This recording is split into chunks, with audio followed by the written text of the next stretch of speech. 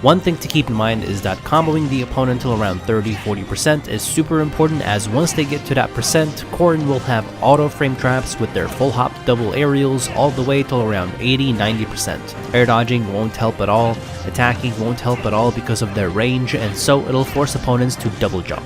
So Corrin's biggest key is understanding how the opponent lands right after the double jump, as well as their ledge trapping and corner pressure, which I'll go through after the combos. At 0 to 30%, you'll be able to get some very basic combos.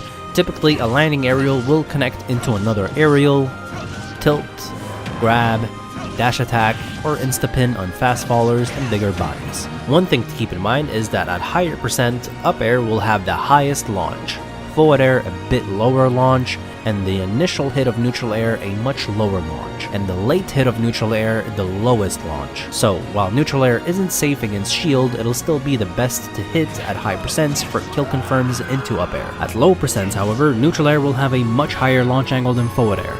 It also comes out faster, which means you can finish combos with it at lower percents. It'll also cover your front and back at the same time. In addition, once the opponent is above 30%, Corrin's rising aerials will also start comboing as well, which is very rare for a sortie. Down tilt will start comboing around 20%, all the way until around 115%. Before that percent, you'll have to read what the opponent usually does after. Pressing jab can be really good here, as it can still punish air dodge and attacks.